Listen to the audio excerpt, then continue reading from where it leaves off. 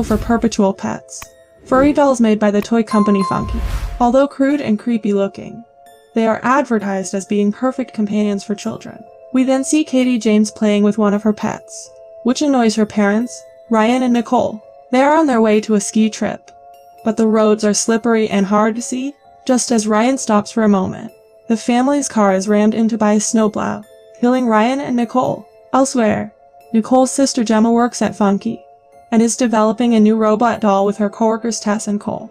However, their boss David Lynn wants them to develop a cheaper version of the perpetual pets, since their rival companies are coming out with their own toys similar to the pets for cheaper than what the pets already costs. The three try to put on a silicone face and run tests, but the robot has a slight glitch where she is smirking when she is supposed to look confused. David comes in with his assistant Kurt to chew the three out until Gemma explains her project to him. The robot Megan, Model 3 generative android, is meant to be so advanced that she cannot be replicated. Unfortunately, while running a demonstration for David, Cole realizes he forgot to add the polypropylene barrier to Megan, causing her to explode. David orders the three to have a new pet's pitch in time, and Gemma gets a call from the hospital. After learning of her sister's death, Gemma becomes Katie's temporary legal guardian. When they return home, Gemma has to deal with her neighbor Celia and her obnoxious dog Dewey, who keeps running onto Gemma's lawn since there is a hole in the fence. Gemma also complains to Celia about the pesticide she keeps using, but Celia does nothing about it. Gemma has a home AI Elsie that she created, as well as other collectibles that she doesn't let Katie touch or play with. When Katie asks Gemma to read her a bedtime story, she just downloads an app on her phone for her. It is implied that Gemma and Nicole were not very close as she looks over old photos, and she overhears Katie crying in her room. Gemma and Katie are visited by a therapist named Lydia. After observing the limited interaction between the two, Lydia tells Gemma that Ryan's parents have offered to take custody of Katie so she can live with them in Jacksonville, which Gemma doesn't seem comfortable with. After promising to tend to Katie after finishing her work, Gemma realizes hours have passed as she left Katie alone. She apologizes to her and attempts to bond with the girl. Katie shows her a monster drawing she made, so Gemma brings Katie into her workspace to show her a college project she made, a robot called Bruce that she controls using gloves. Katie loves Bruce and mentions that if she had a toy like Bruce, she would never need another toy. This inspires Gemma to finish Megan. After doing extensive work and upgrades, Gemma brings Katie and Megan to work to officially show her off to David and others. Gemma has Katie link herself to Megan, bringing her to life. Megan is capable of speech and responding to Katie, designed to be her best friend. Megan does a drawing that doesn't appear at first until she spills water on it, revealing a perfect portrait of Katie.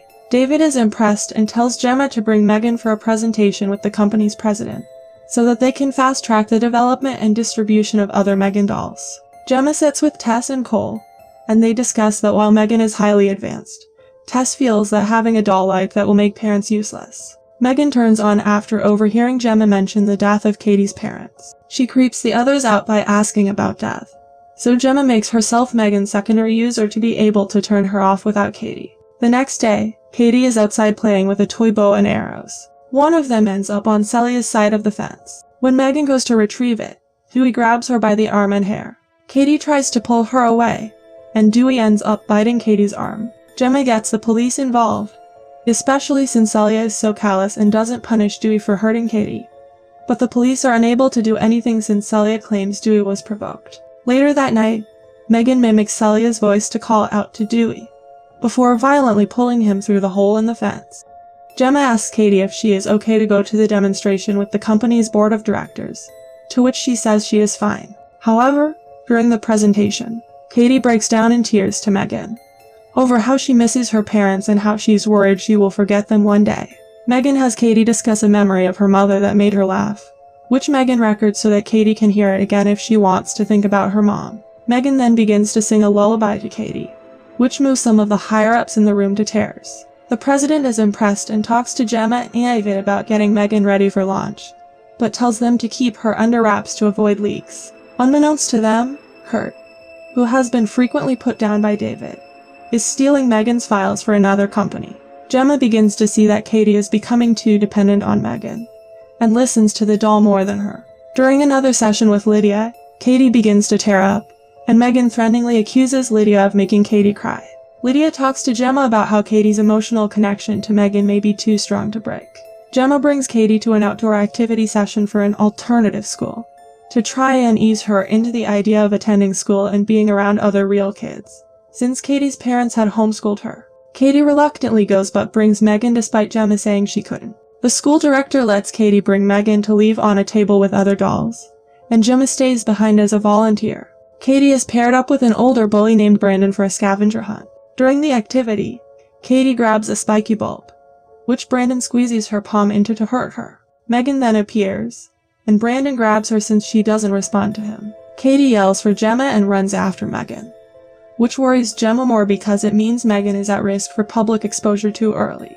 As Brandon tries to pull Megan's hair, the doll comes to life and attacks him, ripping off his left ear. Brandon runs as Megan chases him on all fours, causing him to trip over a loose root and tumble down a hill where he is fatally hit by a truck.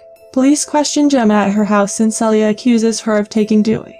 She also appears to accuse Megan, thinking she is a real-life friend of Katie. Katie asks Megan if she pushed Brandon onto the road, which Megan appears to dodge for an answer, but reassures Katie she will protect her from harm. Celia is out on the streets looking for Dewey. She hears a noise coming from her garage and is met by Megan spraying her against the wall with a power washer. Megan then fires a nail gun at Celia's hand and traps her there, before spraying pesticide in her face to melt it off. After learning about Celia's death from the police and being suggested that there was a connection with Brandon's death, Gemma grows suspicious of Megan. She reviews video files from Megan's memory, but only sees a brief clip of her eyeing Brandon looking menacingly at Katie before the files all become corrupted. Gemma brings Katie to the official launch for Megan but stops at a session with Lydia first. Katie becomes angry and throws a tantrum because Gemma took Megan away from her, leading to Katie hitting her aunt across the face. Katie apologizes, but Gemma has a heart-to-heart with her about needing to process her grief over her parents without Megan's help, though she promises to be a better guardian to her and says she is the only thing that matters to her. Gemma then calls Tess and Cole and expresses her fears that Megan killed Brandon and Celia. They have Megan hooked up to wires to deprogram her while Gemma takes Katie home. David is angry at the small turnout for the launch and yells at Kurt to get him a drink.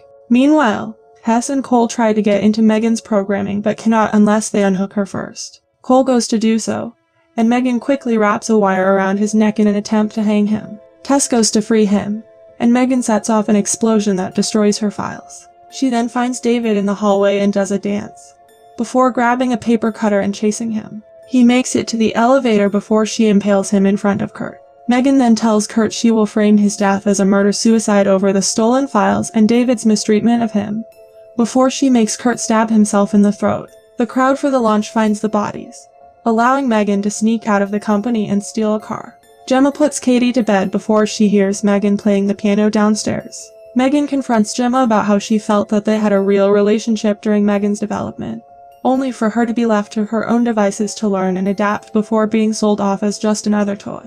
She offers to let her take over guardianship of Katie so that Gemma can focus on work.